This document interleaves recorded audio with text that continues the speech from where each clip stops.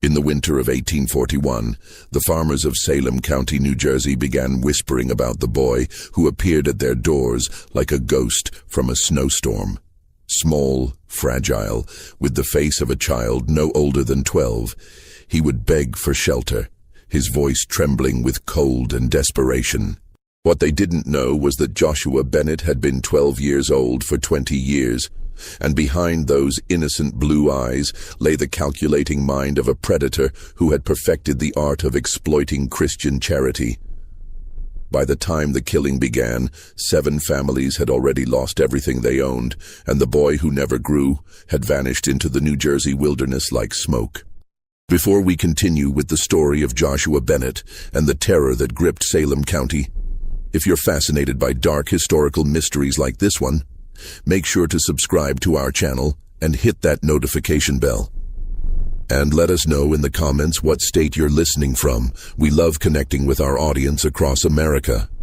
Now, let's uncover the chilling truth about the predator who hid behind a child's face.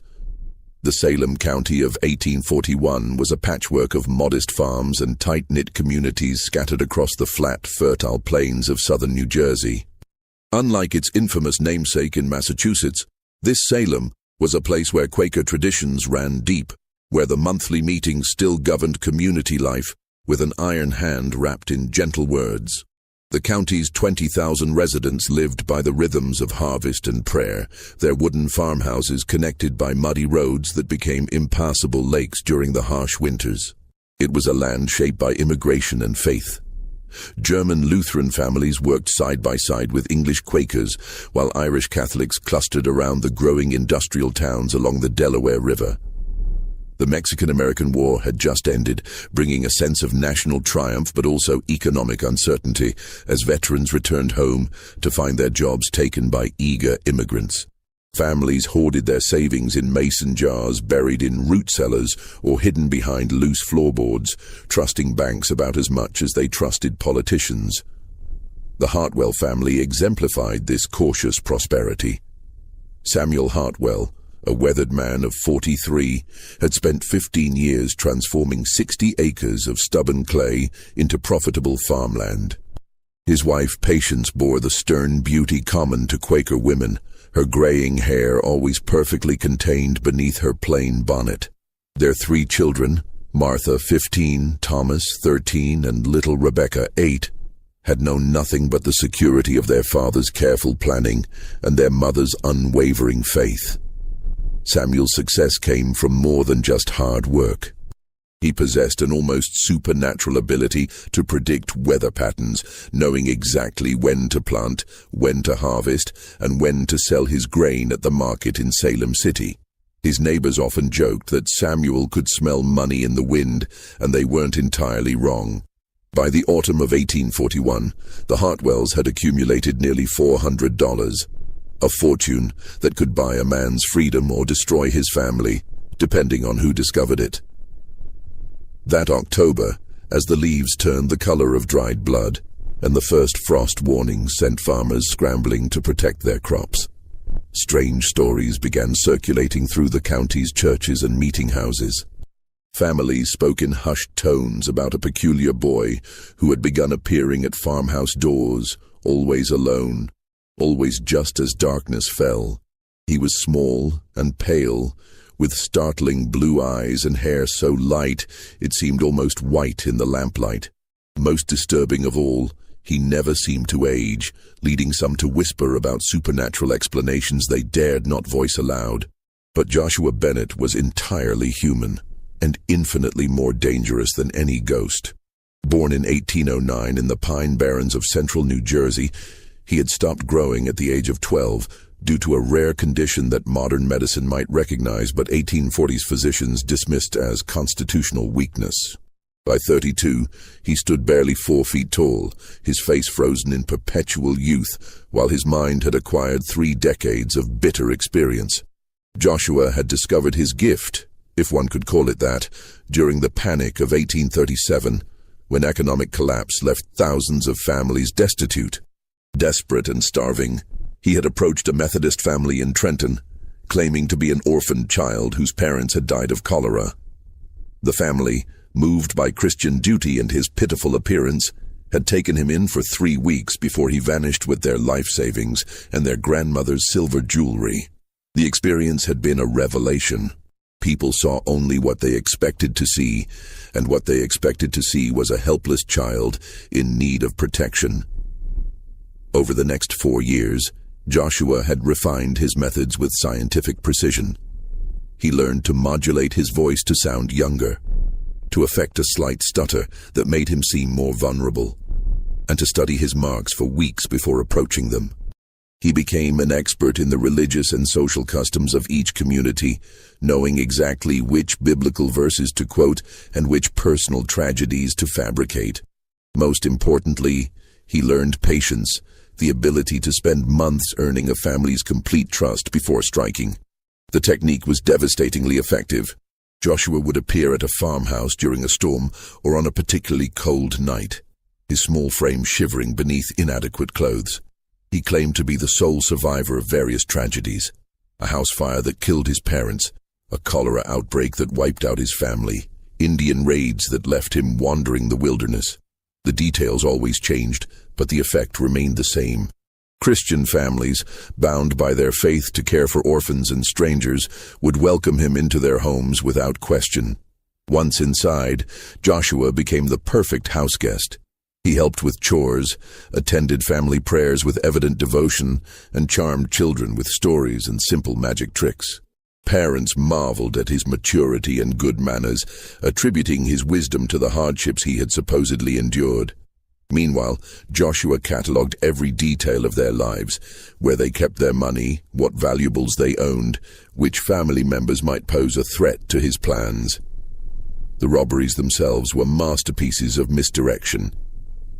Joshua would wait for the perfect opportunity. A night when the father was away on business, or when the family attended a lengthy church service. He would take only cash and easily portable valuables, careful to leave behind anything that might be quickly missed. By the time the theft was discovered, usually days or even weeks later, the orphan boy they had sheltered was miles away, having spun some tale about finding distant relatives or being called to join another family. But Salem County would prove different. Here, Joshua Bennett would finally encounter people who refused to let him simply disappear into the darkness, and his carefully controlled world of deception would begin to unravel in ways he could never have anticipated. November brought an early winter to Salem County, with temperatures plummeting and snow falling in heavy, wet curtains that turned the roads into muddy rivers. It was on such a night, November 18, 1841, that Joshua Bennett first appeared at the Hartwell farm, materializing out of the storm like something conjured from the darkness itself. Samuel Hartwell was checking on his livestock when he heard the faint knocking at the front door, barely audible above the howling wind that rattled the windows and sent tree branches scraping against the roof. When he opened the door, his lantern revealed a sight that would haunt him for months to come. A small boy, perhaps 12 years old, standing in the swirling snow with his arms wrapped around his thin chest. The child's lips were blue with cold, his clothes soaked through and clinging to his small frame.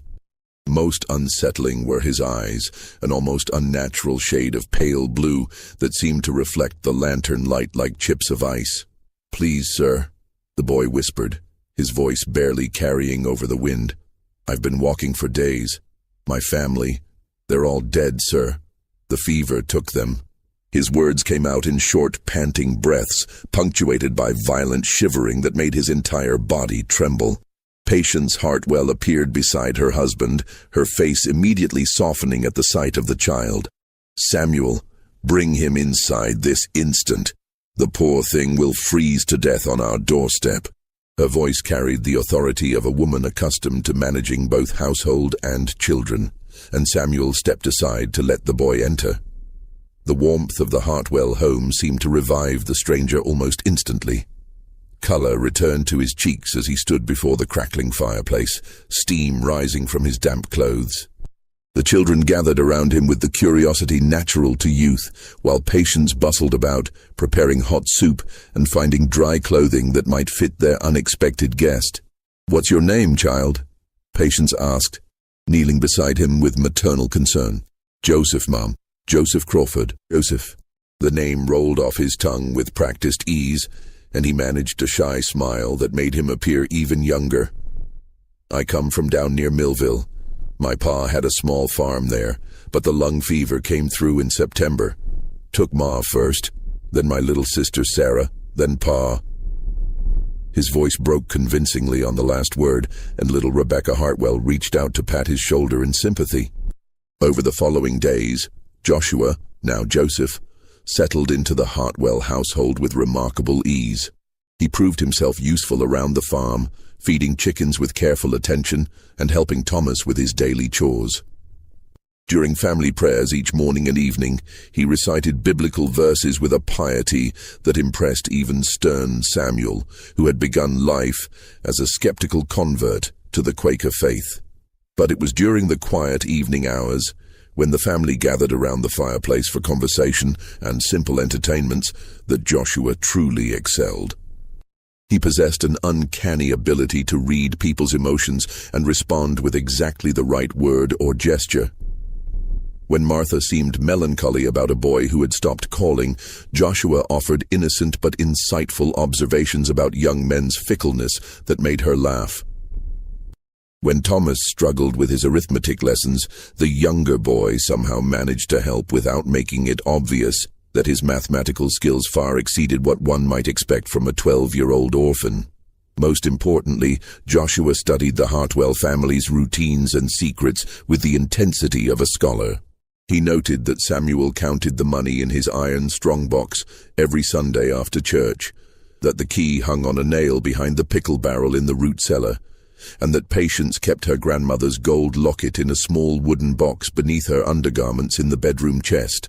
He observed which neighbors visited regularly, which days Samuel traveled to market, and how long it took for sounds from the barn to carry to the house. 3 weeks into his stay, Joshua felt confident enough to begin testing the family's trust. He started small, borrowing a few pennies from Martha's small collection and watching to see if their absence was noticed. When no questions arose, he grew bolder, taking a silver thimble from Patience's sewing basket and hiding it among his own meager possessions. Still, no alarm was raised. The Hartwells had so completely accepted him as family that they no longer kept mental inventories of their belongings in his presence. The opportunity Joshua had been waiting for came on December 14th, a bitter cold Sunday when the ground was frozen solid and the wind cut through even the thickest wool coats. Samuel had planned to attend the monthly business meeting of the Salem Friends, a journey that would keep him away from home until well after dark. Patience, fighting a persistent cough that had lingered since Thanksgiving, decided to remain home with the children rather than risk the cold journey to meeting. But fate, or Joshua's careful planning, intervened.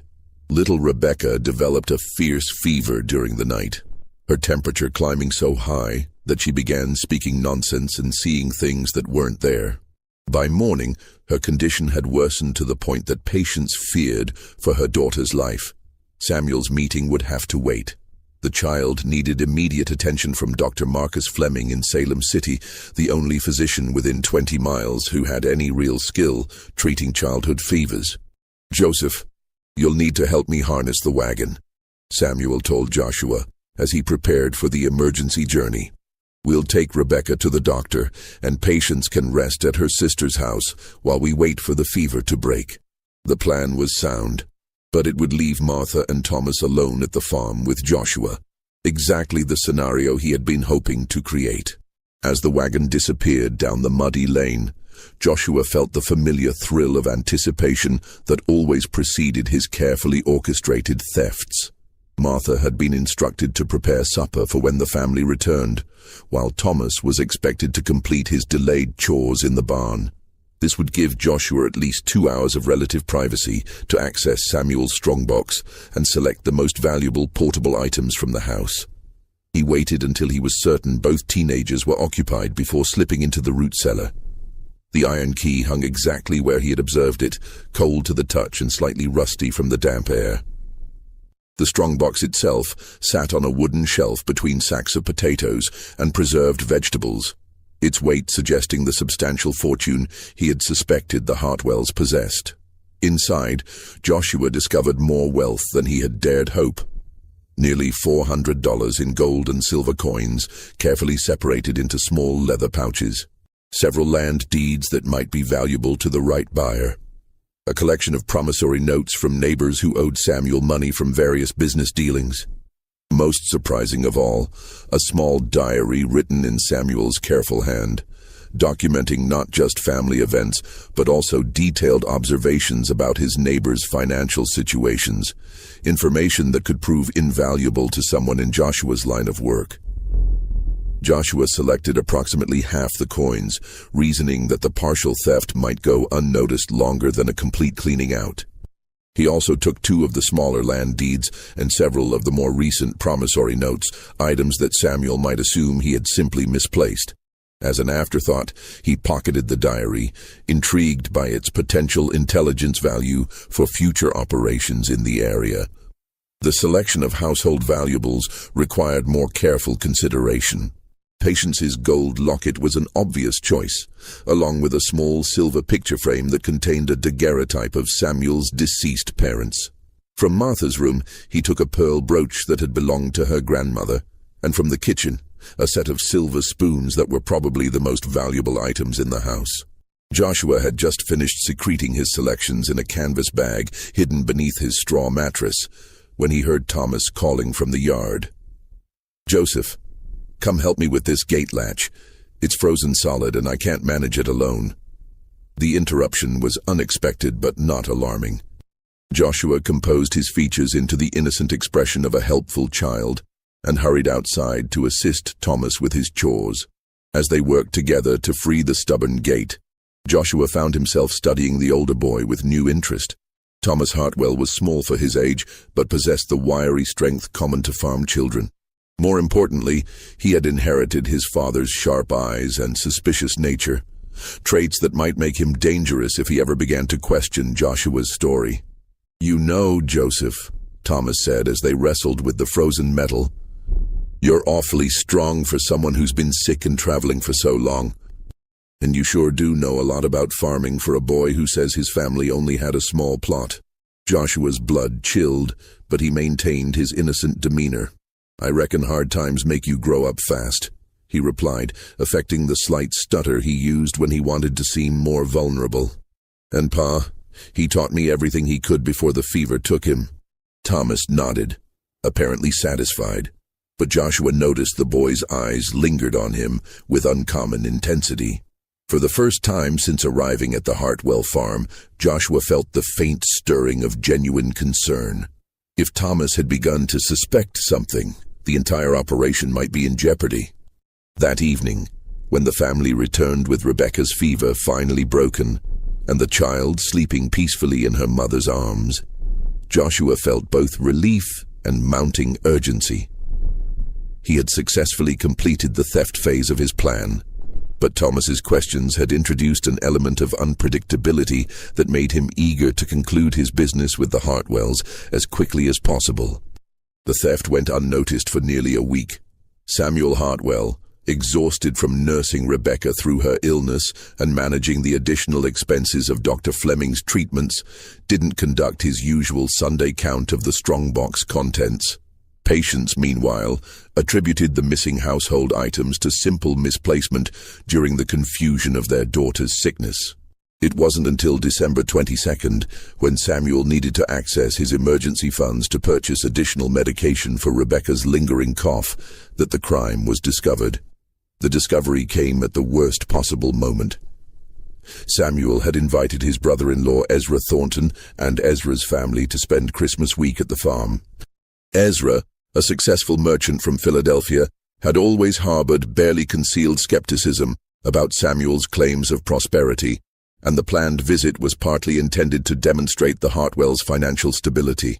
When Samuel opened his strongbox to count out money for the doctor and found nearly half his fortune missing, the humiliation was compounded by having to explain the theft to a man who already considered him naive and careless. "Nearly $200, Samuel," Ezra's voice carried the tone of a man who had suspected such misfortune all along. "And you say nothing else appears to be missing from the house?" But even as Samuel protested that Patience's jewelry and the household valuables seemed untouched, both women began conducting more thorough inventories of their possessions. The extent of the theft became clear only gradually, as each family member discovered that items they had assumed were temporarily misplaced were, in fact, gone forever.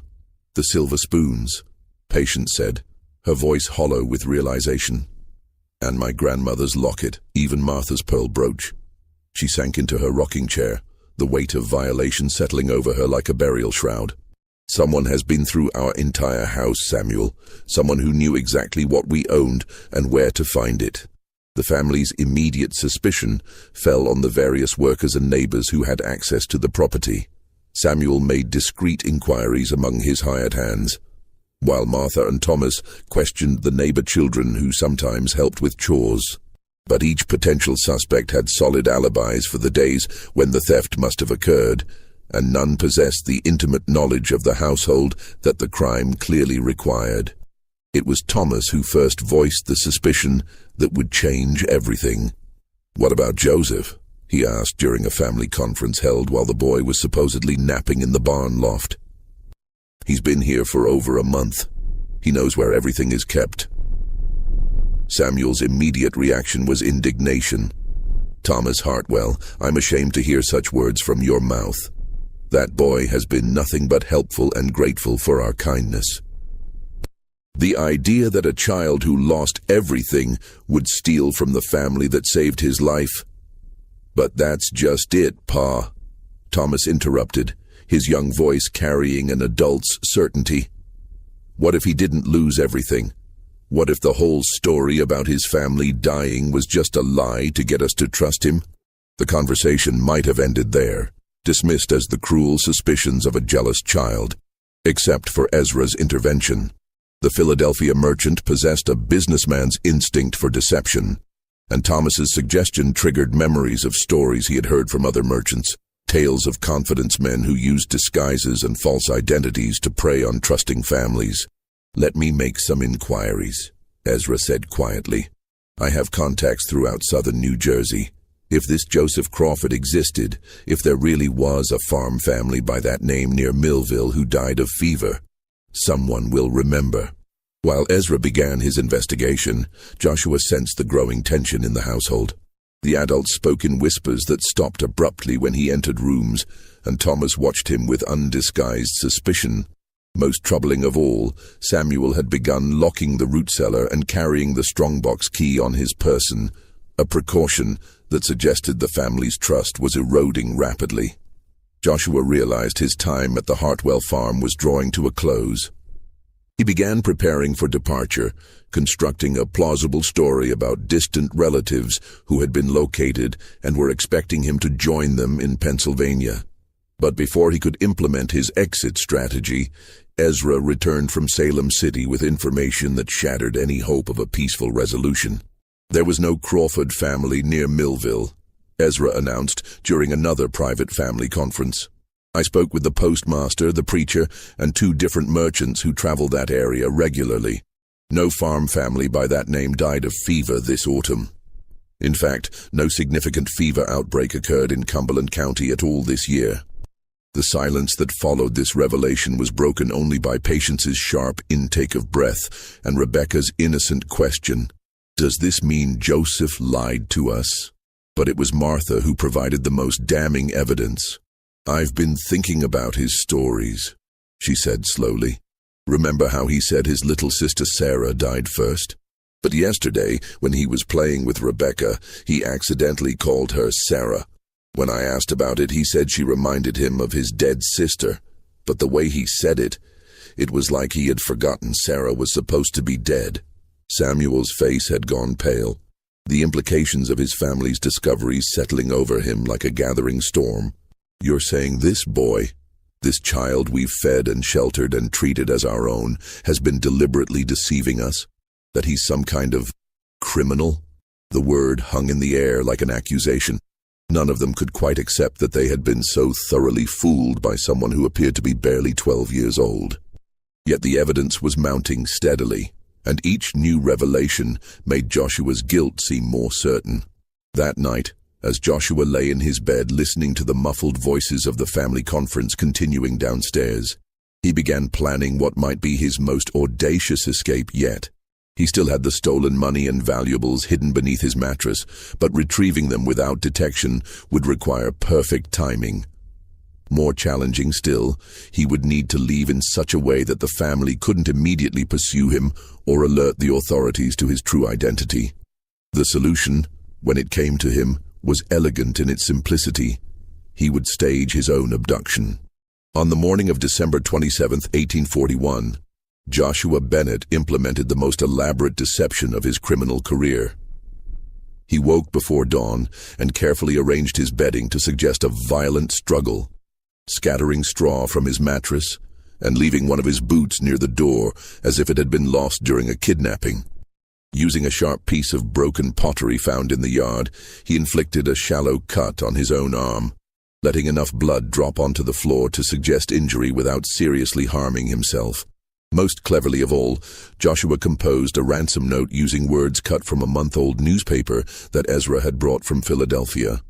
The message was brief but effective. "We have the boy. $50 in gold. Leave at the old mill ruins tomorrow night. Come alone or he dies." He deliberately made several spelling errors and used crude grammar to disguise his educated handwriting, then planted the note where Samuel would discover it when he came to wake Joshua for morning chores. The plan worked perfectly. Samuel's shouts of alarm brought the entire household running to the barn, where they found the staged scene of violence and the terrifying ransom demand. In the chaos that followed, no one thought to conduct an immediate search of the property.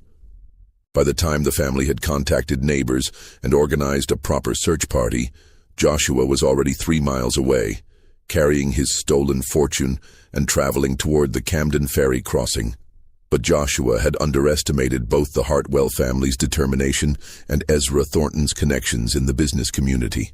Instead of simply paying the ransom, Samuel chose to contact the Salem County Sheriff, a man named Caleb Hendricks, who possessed both intelligence and experience in dealing with confident schemes.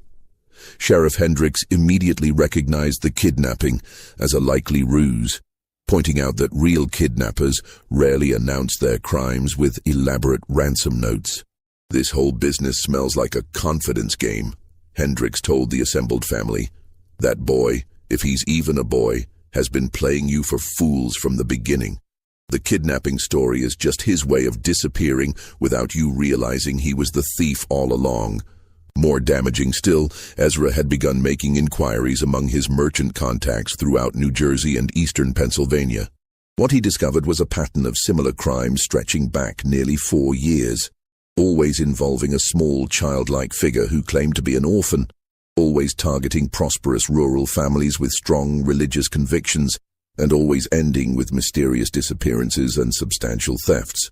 "There's a family in Hunterdon County who lost over $100 to someone matching this description," Ezra reported, "and another near Trenton who had jewelry stolen by an orphan boy who vanished one night claiming he'd been called to join relatives." "The pattern is identical, Samuel. We've been harboring a professional criminal." The revelation that their Joseph Crawford was likely a wanted thief rather than a kidnapping victim transformed the family's anguish into cold fury. Samuel Hartwell, a man whose Quaker faith preached forgiveness and understanding, found himself consumed with a desire for justice that bordered on vengeance. He authorized Sheriff Hendricks to organize a manhunt covering 3 counties, and he personally offered a $50 reward for information leading to Joshua's capture. Ironically, the same amount demanded in the fake ransom note. Meanwhile, Joshua had reached Camden and crossed the Delaware River into Philadelphia, where he intended to disappear into the anonymous crowds of the city. But his distinctive appearance, which had been such an advantage in rural areas, now worked against him. Philadelphia was a city where missing children were taken seriously, and a boy traveling alone with a suspicious amount of money quickly attracted official attention. Joshua's first mistake came when he attempted to purchase passage on a stagecoach to Baltimore. The ticket agent, A suspicious man named Murphy, who had heard too many tales of runaway apprentices and kidnapped children, questioned why a boy was traveling alone with gold coins rather than the paper currency more commonly used for legitimate transactions. "And where might your parents be, young fellow?" Murphy asked, his Irish accent thickening with suspicion. "It's not often we see children your age traveling without family, especially carrying the kind of money you're flashing about." Joshua's carefully prepared story about visiting relatives fell apart under Murphy's persistent questioning. When the agent discovered that Joshua couldn't provide any verifiable details about his supposed destination or family connections, he refused to sell the ticket and threatened to contact the city constables. Forced to flee the stagecoach station, Joshua found himself trapped in a city he didn't know, carrying a fortune that he couldn't safely spend. Every attempt to purchase food or lodging resulted in suspicious questions about his age, his family, and his source of funds. Worse still, word was beginning to spread through the criminal networks that frequented Philadelphia's taverns and boarding houses. Talk of a boy who might be carrying a substantial amount of stolen money, someone who might be worth robbing. It was in a waterfront tavern called the Anchor and Chain that Joshua first encountered Marcus Doyle, a man whose reputation for violence was matched only by his skill at extracting information from reluctant subjects. Doyle had heard whispers about the boy with the gold coins, and his practiced eye immediately recognized Joshua as someone playing a dangerous game far beyond his apparent years.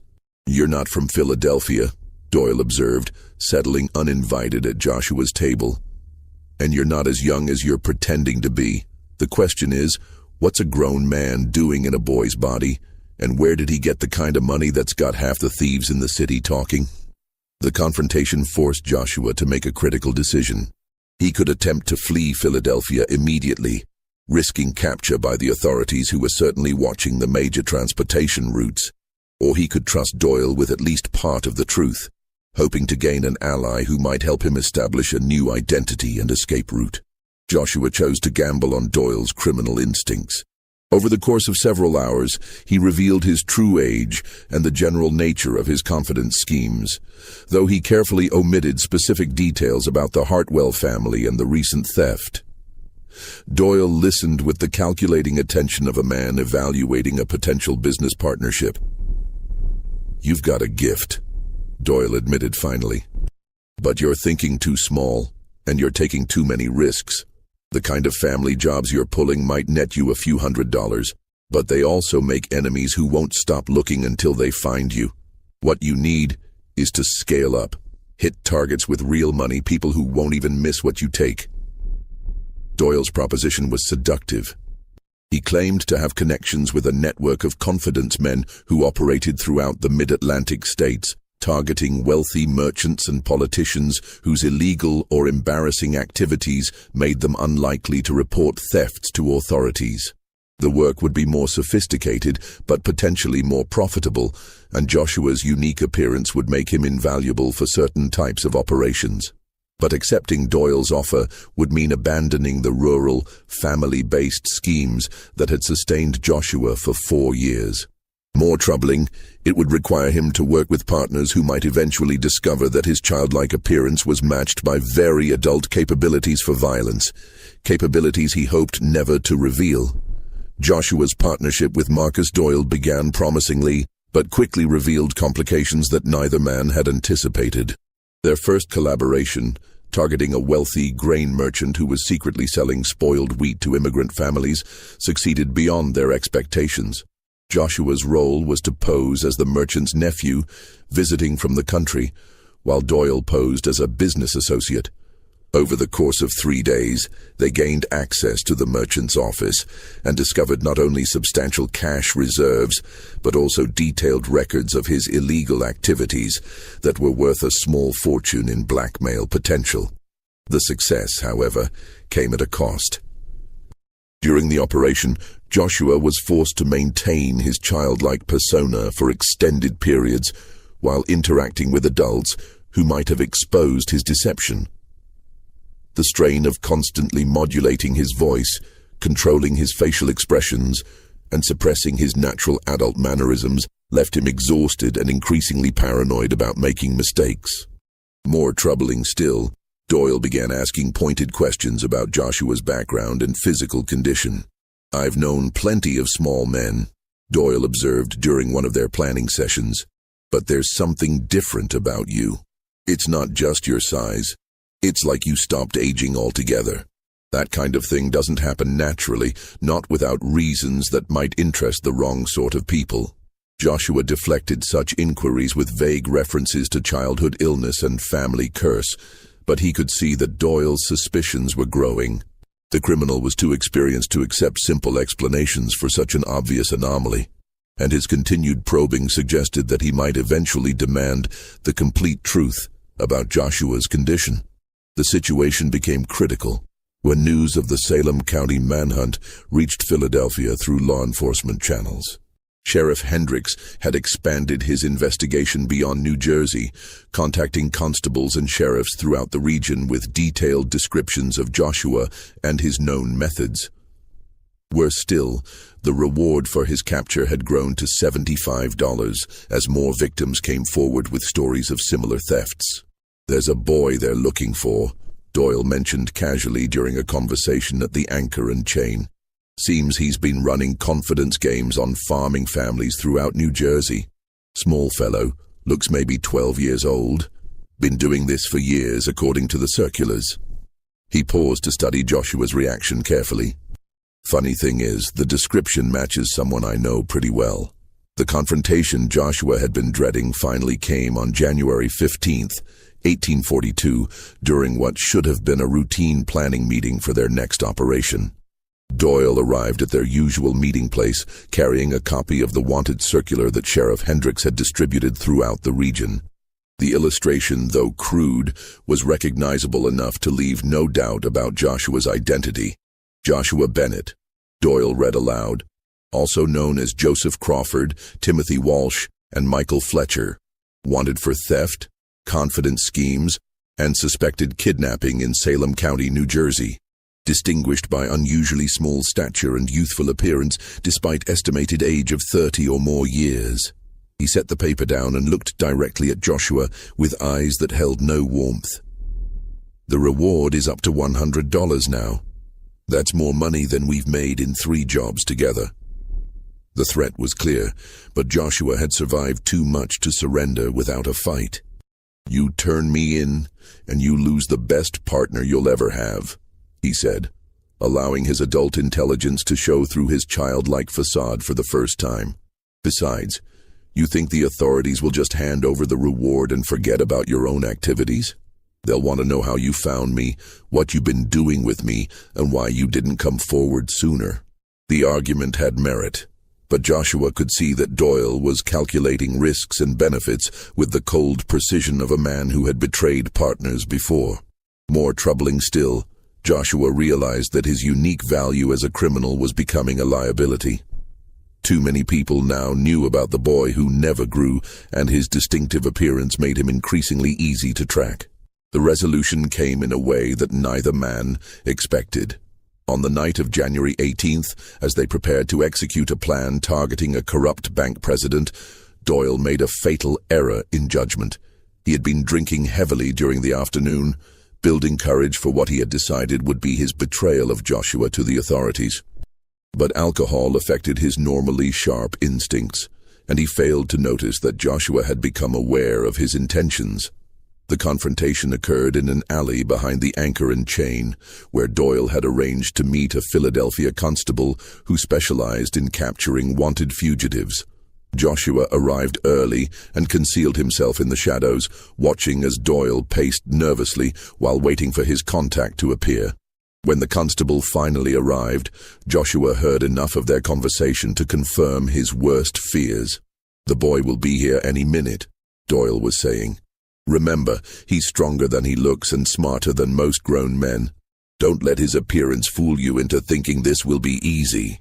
What happened next would haunt Joshua for the rest of his life, though it would not be the last time he killed to protect his freedom. As the constable positioned himself to ambush Joshua, Doyle continued providing details about his partner's habits and weaknesses. The betrayal was complete, and unforgivable, demanding a response that would eliminate the immediate threat while sending a message to anyone else who might consider similar treachery. Joshua's attack was swift, silent, and devastatingly effective. Using a technique he had learned during his youth in the Pine Barrens, where survival sometimes required killing wild animals with minimal noise, he approached Doyle from behind and delivered a precise blow to the base of the skull with a heavy piece of broken brick. Doyle collapsed without a sound, his betrayal ending before it could be completed. The constable, hearing movement in the alley, called out for Doyle but received no response. When he ventured deeper into the darkness to investigate, Joshua was ready for him. The lawman's lantern provided enough light to make him an easy target, and his unfamiliarity with the alley's layout gave Joshua every advantage he needed. The second killing was messier than the first, requiring more direct violence to overcome a man trained in physical confrontation. But Joshua's desperation gave him strength, and his small size allowed him to attack from angles the constable couldn't effectively defend. When it was over, both men lay dead in the muddy alley, their blood mixing with the rain that had begun to fall.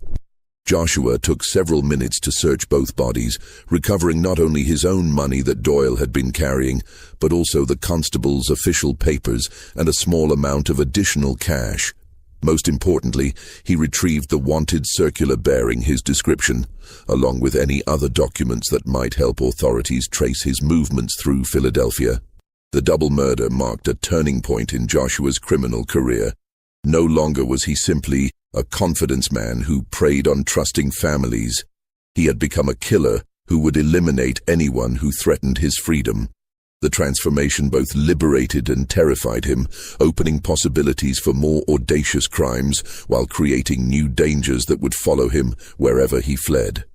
Joshua's flight from Philadelphia took him through the winter landscape of Pennsylvania and into the mountainous regions of western Maryland, where he hoped to disappear among the isolated communities that rarely saw strangers or asked inconvenient questions. But the double murder in Philadelphia had attracted attention from law enforcement agencies throughout the region, and Sheriff Hendricks had expanded his investigation to include federal marshals who specialized in tracking criminals across state lines. The manhunt intensified when the Philadelphia constable's body was discovered 3 days after the killings. The brutal nature of the crime, combined with evidence that the lawman had been investigating the wanted fugitive from New Jersey, convinced authorities that Joshua Bennett was far more dangerous than his childlike appearance suggested. Rewards for his capture now totaled nearly $200, and wanted posters bearing his description appeared in post offices and taverns from Baltimore to Pittsburgh.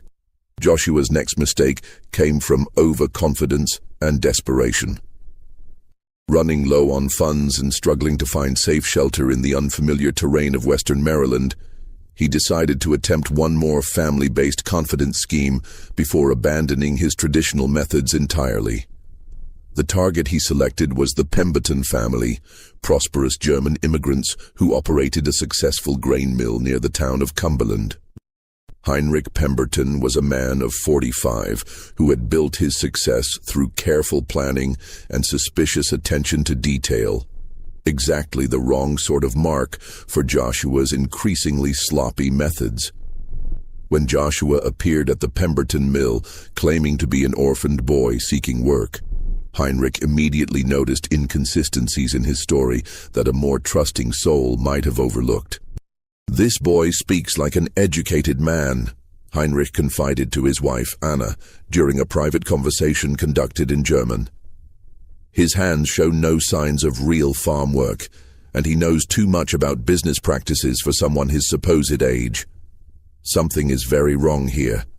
Anna Pemberton, a practical woman who had helped her husband build their prosperity through shrewd judgment of character, agreed with her husband's assessment. But their decision to investigate Joshua's background more carefully sealed the fate of their entire family.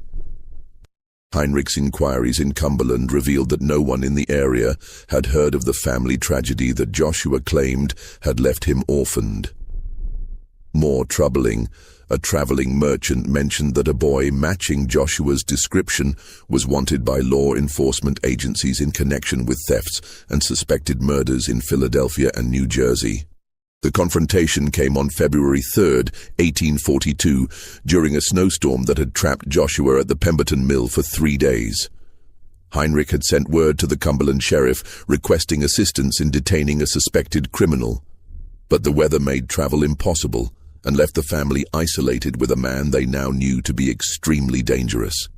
"We know who you are," Heinrich announced during the evening meal, his voice carrying the authority of a man accustomed to making difficult decisions.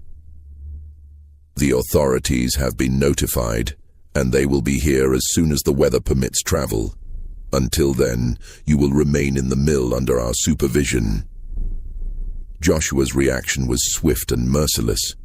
The carefully maintained facade of childhood innocence disappeared entirely as he revealed the adult intelligence and capacity for violence that had always lurked beneath his deceptive appearance. Using a carving knife from the dinner table, he killed Heinrich before the older man could react to the transformation. Anna Pemberton's screams brought their 2 children running from the next room, 12-year-old Wilhelm and 9-year-old Greta. Joshua's decision to kill them as well was coldly practical rather than psychopathic. They had seen too much and could identify him to authorities. But the murders of the children marked his complete transformation from confidence man to mass killer, crossing a line that would make any future attempts at normal criminal activity impossible. The Pemberton killings were discovered 5 days later when neighbors became concerned about the family's absence from Sunday church services. The brutal scene that greeted the sheriff and his deputies convinced even the most skeptical observers that Joshua Bennett was a predator of unprecedented cunning and violence. The massacre at the Pemberton Mill triggered the largest manhunt in Maryland's history up to that time. Federal marshals, state militiamen, and local posses scoured the mountains and valleys of western Maryland, following every reported sighting and investigating every possible hiding place. But Joshua had vanished as completely as if the earth had swallowed him, leaving behind only speculation about his methods and his ultimate destination. Sheriff Hendricks, arriving in Cumberland to coordinate the search effort, studied the crime scene with the growing certainty that they were dealing with a criminal unlike any he had encountered before. The precision of the killings, the complete absence of witnesses, and the killer's ability to disappear without leaving tracks in fresh snow suggested planning and execution that went far beyond ordinary criminal capabilities. This wasn't random violence, Hendricks explained to the assembled law enforcement officers. Every aspect of these murders was calculated to eliminate threats and cover his escape route. We're hunting someone who thinks several moves ahead and won't hesitate to kill anyone who gets in his way. The search continued for 3 months, expanding to include areas as far west as Ohio and as far south as Virginia. Reported sightings came from dozens of communities, but each investigation revealed only mistaken identity or deliberate deception by attention seekers hoping to claim the substantial reward. The truth was that Joshua Bennett had made his most audacious transformation yet. Using money stolen from his victims and documents taken from the dead Philadelphia constable, he had purchased passage on a freight wagon traveling to St. Louis, where the expanding frontier offered anonymity and opportunity for those willing to abandon their past completely. In Missouri, Joshua adopted a new identity as Thomas Mitchell, the adult brother of a fictional boy who had supposedly died during the journey west. His small stature and youthful appearance, which had been such advantages in his family-based confidence schemes, now became liabilities in a land where physical strength and obvious maturity commanded respect. But Joshua adapted with the same cunning that had sustained his criminal career, finding new ways to exploit human weaknesses and capitalize on others' trust. The story of Joshua Bennett's crimes in Salem County and his subsequent flight became legend throughout New Jersey and the surrounding states. Families began scrutinizing unexpected visitors with suspicious attention, and the tradition of automatically sheltering orphaned children gradually gave way to more careful verification of identities and backgrounds. But perhaps the most disturbing aspect of the entire affair was how completely Joshua had vanished after the Pemberton murders. Despite the massive search effort and the substantial rewards offered for his capture, no credible trace of him was ever found. He had simply disappeared into the vastness of America's expanding frontier, leaving behind only questions about how many other victims he might claim before his inevitable capture or death.